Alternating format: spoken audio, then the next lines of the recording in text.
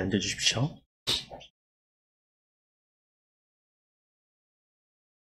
여러분 혹시 예전 직장 생활을 시작하기 전에 내가 첫 월급을 타면 뭘 해야 되겠다라고 혹시 계획해 보신 적 있으세요?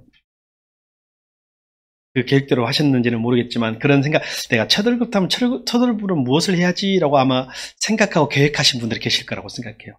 아마 지금 직장 생활을 하지 않은 우리 학생들이나 청년들은 내가 다음에 첫 월급 타면 뭐 할까라고 생각해 볼 수 있는 문제 같습니다. 아마 그것이 굉장히 그 사람의 살아온 가치관하고 관계가 있는 일이 많을 거라고 생각합니다. 그래서 저는 결혼하기 전에 남자, 여자가 서로 확인해야 될 것 하나를 꼭 말씀드리고 싶습니다. 오늘 첫 번째로, 보통 요즘 나이 몇 살 정도에 첫 번째 결혼하나요? 초혼하나요? 좀 늦어졌죠? 뭐 옛날 같으면 그러지만 요즘은 한 33살? 이 정도 말하면 한 평균값 되려나 모르겠습니다. 좀 늦은 사람도 있고 더 빠른 사람도 있으니까. 여자 나이도 한 33살 정도 하는 거, 남자도 직장 생활하고 돈을 좀 모아야 되니까. 뭐 아무튼 30 다 넘어서 많이 하는 분위기 있지 않습니까? 33살 정도에 만약에 남녀가 결혼한다고 생각하면 서로 뭘 확인해야 되냐? 저는 되게 현실적인 것을 서로 확인해야 된다고 생각해요. 서로 통장을 확인해야 합니다. 반드시. 명심하세요. 얼굴만 보고 결혼하면 안 됩니다. 얼굴만. 왜 통장을 확인해야 되냐? 부자하고 결혼하는 말이 절대 아닙니다. 보세요. 거기 안에는 여러 가지 의미가 포함되어 있어요. 33살이면 여자라면 얼마 정도 통장에 있어야 한다고 생각하세요? 자력으로 돈을 벌었을 때. 여러분 생각은 어떠세요? 얼마 정도? 우리 물어볼게요. 예준아, 33살 여자면 통장에 어느 정도 있어야 된다고 생각하니? 4천? 조사 4천. 이쪽으로 하면서 신민아.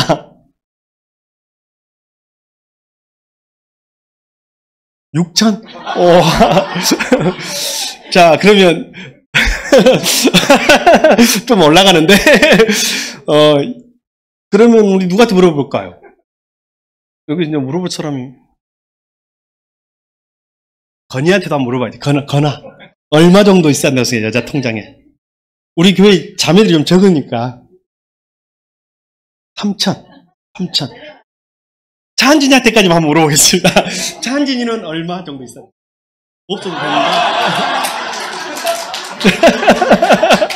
왜 딸 엄마들은 박수를 치고 난리요? 딸 엄마들은 제가 말씀드릴게요. 돈을 전혀 한 푼도 못 모은 사람은 문제가 있는 거예요. 33살까지 그 사람은 돈을 벌었는데 못 모으면 그것도 문제예요. 왜냐하면 거기에 그 사람의 라이프 스타일, 인생 철학과 가치관이 들어있는 거죠. 어떻게 소비하며 사는가.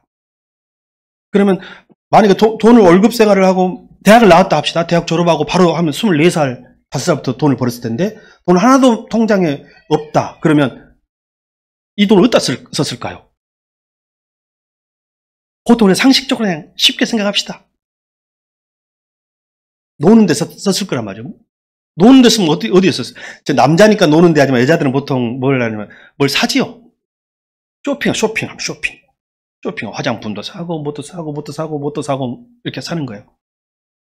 그 다음에 이제 유흥, 술 마시고 친구들 만나서 놀고, 그 사람의 그 많은 액수를 보라는 게 아니라 그것이 그 사람의 가치관, 철학, 돈을 모으는 가치관이 있고 돈을 쓰는 가치관이 있거든요.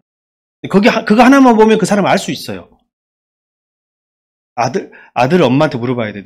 아들 엄마는. 건이 엄마, 제 말이 맞습니까? 틀립니까? 어느 정도 있어요. 남자도 돈이 있어야 하지만 여자도 마찬가지인 거예요. 손이 있어야 돼. 근데 제가 생각해보니까 제가 그 나이 결혼할 때쯤 되면 저는 통장에 돈이 없었어요. 그래서 예외를 제가 말씀드리겠습니다. 예외. 돈을 못 모은 예가 뭐냐면 빚이 있을 수 있잖아요. 빚이 있을 수 있어. 일단 빚이 없어야 돼. 결혼하기 전에 그 사람의 개인 빚이 없어야 되고 그걸 속이면 안 돼. 많은 돈은 아니라도 그 정도는 서로 공유하고 투명하게 시작해야 되는 거예요. 그런데 예외적인 경우 그 빚이 어떤 빚인지를 확인해야 돼. 학자금 융자일 수 있어요. 그건 괜찮아요. 학자금 융자는 괜찮아요. 그 사람이 이제 뭘 대학을 졸업했을 수도 있고, 대학 내내 다 4년을 다 가난해가지고 공부를 열심히 했는데, 그거 받았을 수 있잖아요. 또 대학원을 나왔을 수도 있잖아요. 그러니까 학자금 융자는 좀 정상 참작이 가능합니다. 저 같은 경우는 학자금 융자 빚이 있었습니다. 그 다음에 또 하나는 뭐냐면, 그 돈을 부모님을 드리고 왔다. 그래서 내가 돈이 없다. 라는 것이 확인되면 그것도 괜찮은 거예요. 예, 그런 정도는 괜찮은데, 예를 들면은, 그냥 빚밖에 없어. 한 3천만 원 마이너스. 카드빚. 마이너스 통장. 빚은 언제 내야 되냐면요. 둘이 결혼해가지고 집 마련할 때 딱 돈을 빌려야 되는데, 그때 빚이 미리 결혼 전에 있는 사람은 나중에 집 구할 때 할 수 있어, 없어요? 돈 안 빌려줘. 그러니까 빚은 미리 지는 게 아니라 그때 딱 집 마련할 때를 위해서 신용을 쌓아놓는 거예요. 미리 마련놓지만. 그리고 또 하나 여기서 추가로 말씀드리면, 만약에 어떤 배우자라면 묻지도 말고 골라도 돼. 선택해도 돼요. 첫 월급을 첫 열매로 하나님께 다 드린 사람이 있다면 그 사람은 괜찮은 사람이에요. 그 사람은 잡아요. 꼭 잡으세요. 남자든 여자든. 벌써 우선순위와 가치관이 분명한 사람이잖아요. 예전에는 제법 많은 청년들이 첫 열매를 하나님께 드렸습니다. 여기에 꽤 많이 있는 걸로 알고 있어요. 여기도 꽤 많이 있는 걸로 알고 있어요. 그래서 첫 열매를 하나님께 드리는 사람이다. 그럼 괜찮아요. 아니면 바로 그 나이지만 젊은 청년이지만 11조 생활을 하고 있다. 그럼 그 사람은 이미 규모 있게 쓰는 거예요. 11조를 드린다는 것은 나머지도 뭔가를 딱 정해놓고 쓴다는 말이거든요. 그래서 그런 사람이면 좋은 배우자다라고 판단이 됩니다. 자기가 결혼해가지고 처음 무엇을 하느냐, 그것으로 무엇을 하느냐 굉장히 그 사람의 가치관, 철학, 신앙, 우선순위 이걸 한꺼번에 보여주는 것이라고 생각되어집니다. 목사님 어떻게 그런 걸 통장을 까란 말을 어떻게 합니까? 까야 돼. 결혼은 그런 것이에요. 다 서로 오픈된 상태에서 하는 거예요. 대통령이 처음 취임해가지고 하는 정책은 그 사람의 정체성을 보여주는 거예요. 굉장히 중요한 겁니다. 미국 대통령이 최근에 취임했죠. 처음에 뭐 한 줄 아세요?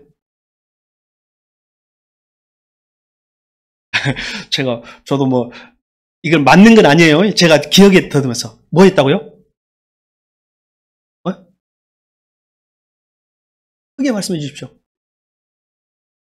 동성애 인정 안 하겠다 선포했답니다. 예, 자기 지지층에 대한 뭔가 확실한 공약을 지키려고 하는데 하나가 뭐였냐면요. 자기가 선거에 한번 대통령 선거에 한번 졌었잖아요. 그때 그 난동 부리면서 의회 침입해가지고 22년인가 25년형을 받은 그 폭도를 사면한 것을 일본으로 했고, 그 다음에 자기 이름으로 코인을 만들어 팔았습니다. 트럼프 코인이라고. 하루 만에 뭐 몇백억을 벌었다 그래요. 그러면 제가 봤을 때 트럼프 대통령은 뭐가 제일 중요한 사람이에요? 돈이 제일 중요한 사람이라는 거예요. 우리나라 가만 생각해보니까 지금 정지돼 있지만 윤석열 대통령은 처음에 뭘 했어요?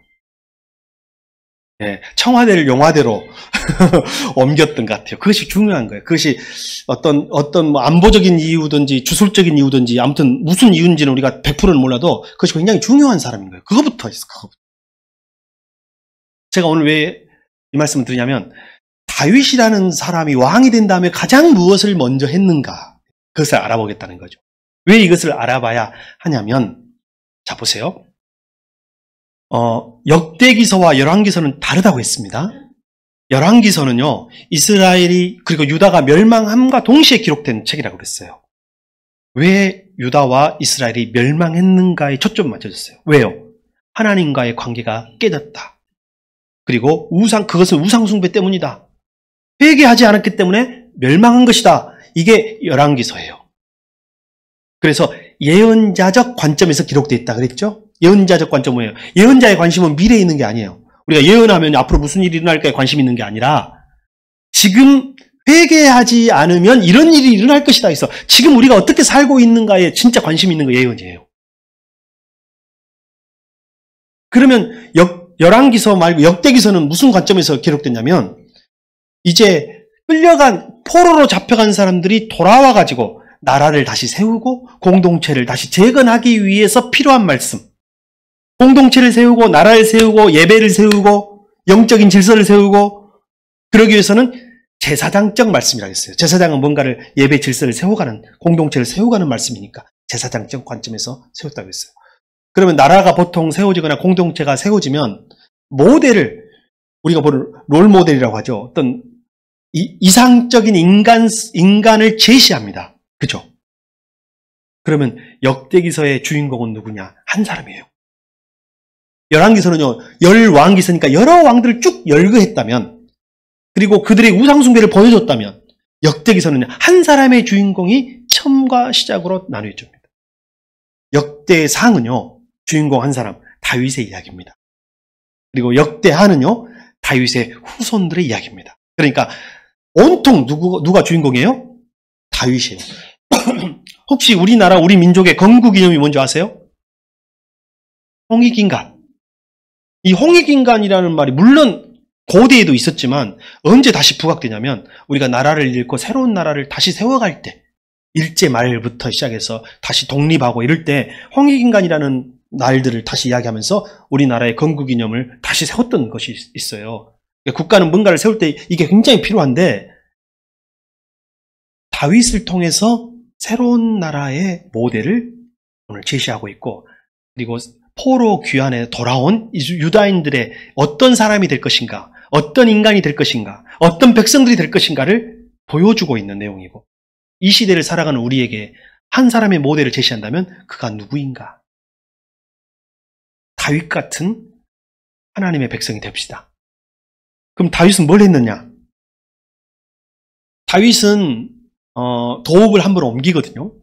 다윗이 처음부터 이스라엘 전체 왕이 된 게 아닙니다. 다윗은 첫 번째 누구의 왕, 어디의 왕이 되냐면 유다 지파만의 왕이 돼요. 유다와 베냐민.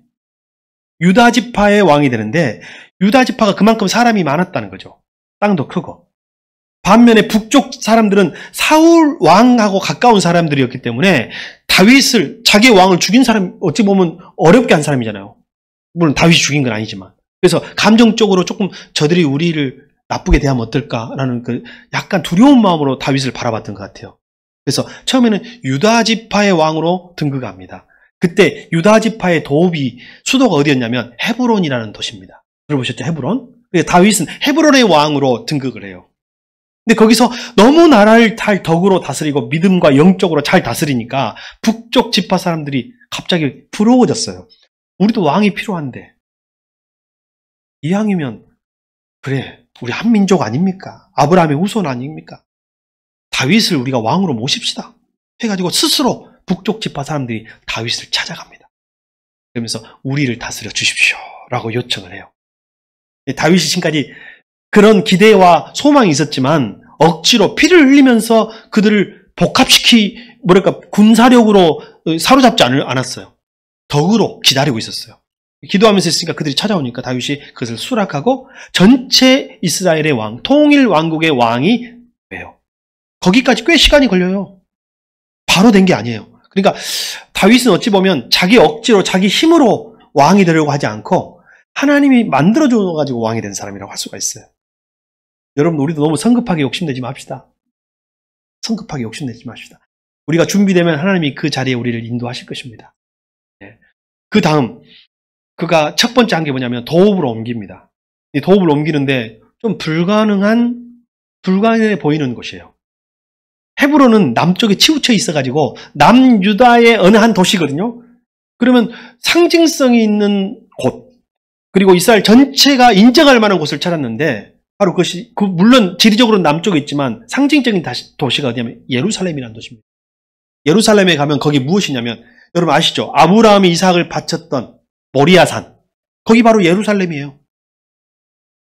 그 모리아산에 있는 그 자리 그 바위 이삭을 드리려고 했던 그 바위 아브라함이 믿음의 조상들이 제사했던 그곳이 예루살렘 성전 자리가 됩니다. 나중에 그 자리는 계속 믿음의 유산으로 물려지는 거예요. 그래서 근데 문제는 그 예루살렘 성이 세워진 다음부터 수천 년 동안 예루살렘 성은 함락된 적이 없어요. 이방인들이 여부수족이라는 이방인들이 그곳을 다스리고 있었는데 그때에 다윗이 처음으로 예루살렘 성을 차지하게 됩니다. 그리고 그것을 도읍으로 옮겨요. 그리고 수도를 예루살렘 성으로 정한 다음 가장 먼저 한 것이 뭐예요? 언약궤를 수도로 안치하는 거예요. 당시 언약궤는 어디 있었어요? 블레셋과 이스라엘 접경 지역에 아직도 남아 있었어. 70년 동안. 사울이 전쟁을 블레셋과 했는데 전쟁에서 대패하고 블레셋이 약탈해 가버려요. 그리고 이 약탈한 법궤를 가지고 가가지고 자기들의 신에게 전리품으로 이스라엘의 신을 바칩니다. 그것이 뭐냐면 아하곤 신전, 블레셋의 신전에 법궤를 갖다가 놓는 거예요. 그 신상 앞에, 아하곤 신상 앞에. 그것은 단순하게 보관 장소가 아니라 바친 거예요. 당신의 전리품입니다. 우리의 전리품이다 하면서 바친 거예요. 근데 문제는 바치고 났는데 그날 저녁 무슨 일이 나요?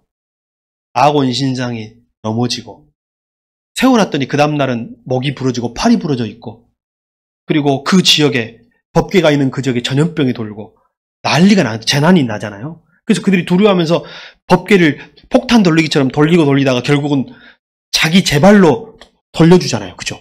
돌려줘가지고 이스라엘로 오는데 마지막 장면은 기억날 거예요. 암소, 새끼는 암소가 끄는 수레에 실어서 사람도 없이, 그죠?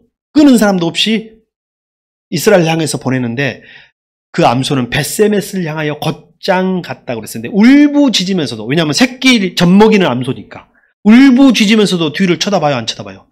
쳐다보지 않고 앞을 향해서 갔더라. 여기까지는 우리가 기억나죠? 그 다음에는요, 놀라운 일이 일어납니다. 이 블레셋 땅에서는 그렇게 왔는데 이스라엘 땅에 와서는요, 이스라엘 땅에 와서는 문제가 생겨요. 갑자기 이 법궤로 인하여, 언약궤로 인하여 막 재난들이 일어나기 시작하면 또 그 중에 하나가 뭐냐면 아까 그랬죠. 한번 법궤를요 가지고 올려다가 실패해. 블레셋에서 왔던 그 소, 그 술에 불태웠다고 했잖아요. 그죠? 불태우고 오베데돔의 집에 있을 때에 이제 가지고 오려고 하는데, 여러분이 이제 보시라면 하지만 그 앞에 어떤 장면이 3개월, 지금으로부터 3개월 전으로 갑니다. 3개월 전으로 가면, 또 수레에 실어가지고, 짐승이 끄는 수레에 실어가지고 법궤를 이 다윗성이 예루살렘이에요. 운반하려고 하는데, 갑자기 소가 날뛰는 거예요. 짐승이 날뛰고, 수레가 흔들리잖아요. 수레가 흔들리니까 법궤가 쏟아지겠죠, 한쪽으로. 땅에 떨어지려고 해. 그러니까 그걸 운반하던 제사장이었던 레위인이었던 우사라는 사람이 얼른 그것을 잡았어요. 여러분 중에 안 잡을 사람 있을까요? 잡죠. 얼른 잡았는데 문제는 그 법궤를 잡자마자 우사는 그 자리에서 즉사하는 사건이 3개월 전에 있었어요. 왜 죽었을까요? 알고 가야죠. 왜 죽었어요? 3개월 전에. 아무도 모르죠. 여러분도 죽습니다.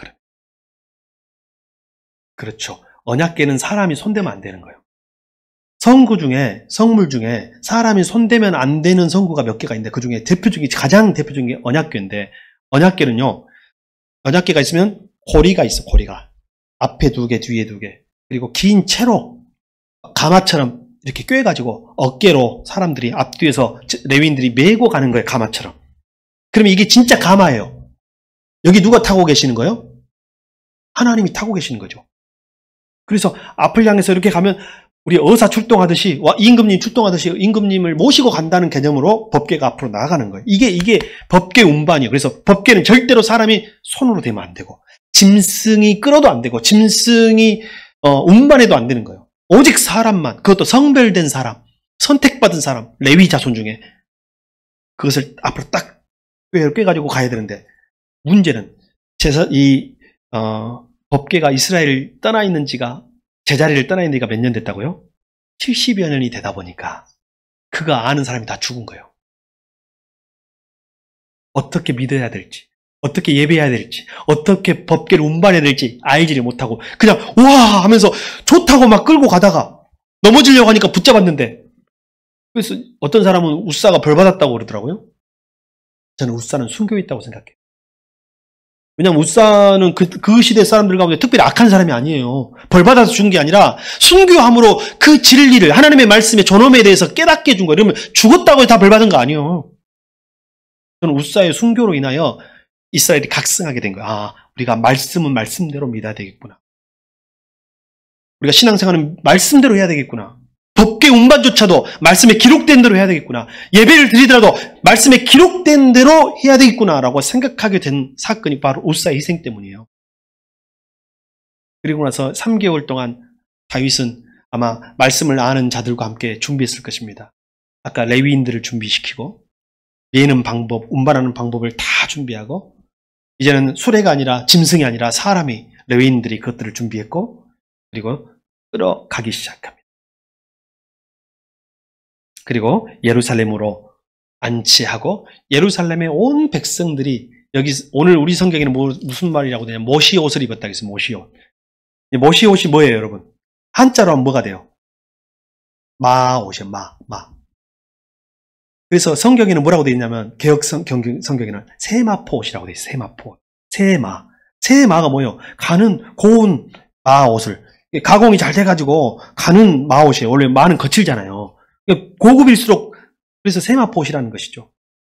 여러분, 세마포옷은 우리는 언제 입었어요? 마옷은. 옛날에 우리 할아버지들이 여름에 더우면 해가지고 여기 탁 넣어가지고 이거 기억나시죠? 이게 마옷이에요. 마옷, 세마포, 모시옷. 또 하나는 언제 입어요? 장례식 날 있습니다. 두건도, 마로, 옷도, 옛날 전통 장례복장, 요즘에는 장례식장에서 다 옷을 주시더라고요. 여자분들도. 남자는 검정 양복 주고 여자들도 검정 양복, 옷을 정장을 주잖아요. 양장을 주잖아요. 근데 두건 같은 거는 여전히 마로 하더라고요, 보니까. 하는 거 보니까.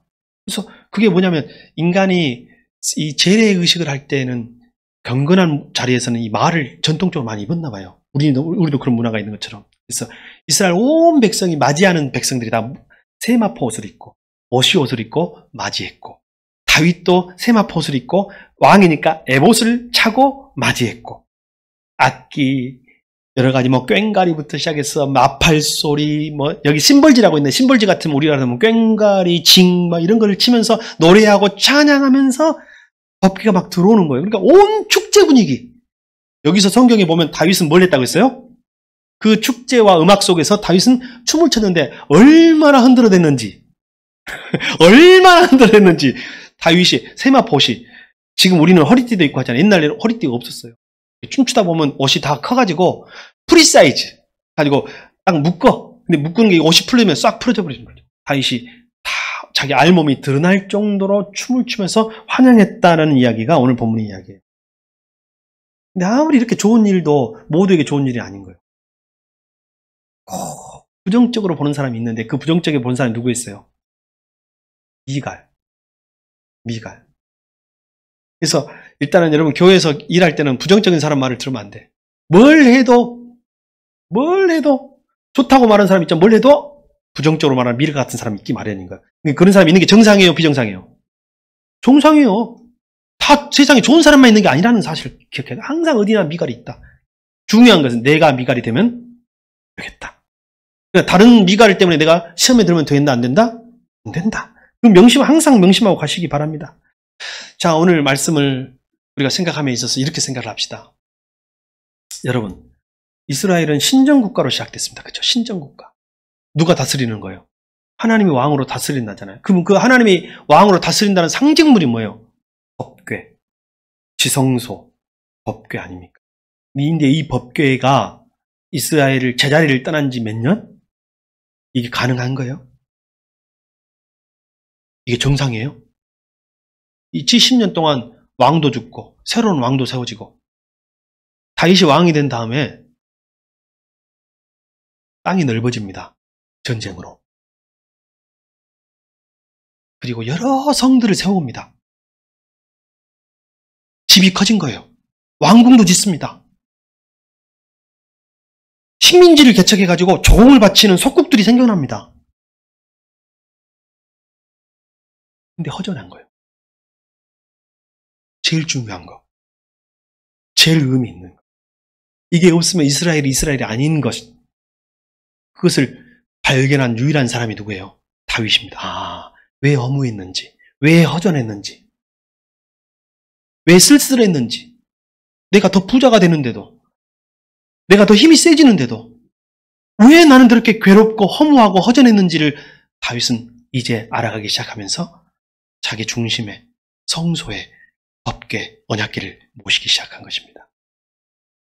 여러분, 이스라엘 백성들에게 이 역대기가 어떤 의미가 있겠습니까? 다 허물어져 있고 다 회파되어 있으니 안전한 자기들에게 추위와 짐승으로부터 지켜줄 자기들의 집을 세우려고 하는 사람들에게, 성을 세워서 적으로부터 나라를 자기들을 보호하려는 이들에게 가장 우선적으로 중요한 것은 무엇이다? 하나님 말씀이다. 언약궤를 세우는 것이다. 가장 중요한 곳에 그것을 세우는 것이라는 것을 알려주고자 하는 거예요. 다윗처럼. 너희는 다윗이 되어야 된다. 우리는 다윗의 후손이다. 우리가 세울 나라는 다윗의 왕국이다. 이것을 말해주고라는 거예요. 이제 세월이 흘러서 2025년 역대기 말씀으로 오늘 하나님 앞에 선 여러분 땅이 넓혀졌습니까? 처음보다 20살 때보다 지금, 그때는 월세방 셋집 살이였는데 지금 혹시 집이 생겼습니까? 여러분 소유의 차가 있습니까? 자식들이 늘었습니까? 근데 혹시 여러분의 법궤는 어디에 있습니까? 법궤를 마음의 중심에 오늘 모시기 바랍니다. 다음 주는 늦습니다. 지금 언약궤는 있어야 할 곳인데 성소에 있어야 돼서, 그 성소는 어디 있냐? 예수님은 여러분이 성소라고 말하고 있습니다. 여러분이 교회라고 말하고 있습니다. 이 성소는 우리 새순교회 성도 한 사람 한 사람의 심령 가운데 있어야 합니다. 그리고 그것을 모셔야 합니다. 누구의 방법대로? 성경의 방법대로, 하나님의 방법대로. 1960년대 미국 헐리우드 스타 마릴린 먼로 아시죠? 우리는 그 사람을 가장 기억하지만 사실 마릴린 먼로보다 더 고급스럽고 더 많은 사람들이 좋아했을 배우 중에 에반스 콜린이라는 여배우가 있었습니다. 근데 가장 절정기, 가장 전성기에 이 에반스 콜린이 갑자기 배우 생활을 그만하겠다는 선언을 합니다. 그는 당시에 목사와 결혼해가지고 아프리카 선교사로 부부 선교사로 파송받아서 가게 돼요. 그가 은퇴 기자회견에서 저는 지금 깊은 사랑에 빠져 있습니다. 그래서 이제 헐리우드를 떠나려고 합니다. 라고 기자회견을 합니다. 그리고 역사에 사라졌다가 어느 빌리그리엄 목사님이 그분에게 물어봅니다. 혹시 가장 전성기 때 여배우의 자리를, 스타의 자리를 떠난 것이 후회스럽지는 않습니까? 라고 물어봐요. 그때 그 에반스 콜린이 대답합니다. 아닙니다. 저는 결코 후회함이 없습니다. 영국 여왕의 자리와 저는 그 선교사의 자리를 바꿀 수 없습니다. 가장 유명한 여배우의 자리와 저는 그 선교사의 자리를 결코 바꿀 수 없습니다. 만약 누가 나에게 미국 대통령의 자리를 준다고 해도 저는 그 영광스러운 자리와 바꿀 수가 없습니다. 이렇게 대답을 했어요. 그는 법궤를 찾아 떠난 것입니다. 물론 여러분의 세속의 모든 직책과 이익을 다 버리고 떠나라는 말이 아닙니다. 다만 마음의 중심에, 여러분 중심에 법궤가 있어야 한다는 것입니다. 하나님의 언약궤 임재의 상징이 있어야 한다는 것입니다. 그리고 그분을 가장 우선순위로 삼고 살아간다면 여러분 멸망한 이스라엘과 유다처럼이 아니라 새롭게 세워지는 새로운 언약 공동체로서 여러분이 그 계약을 계승을 해나갈 하나님의 백성이 될 줄을 믿습니다. 기도하겠습니다.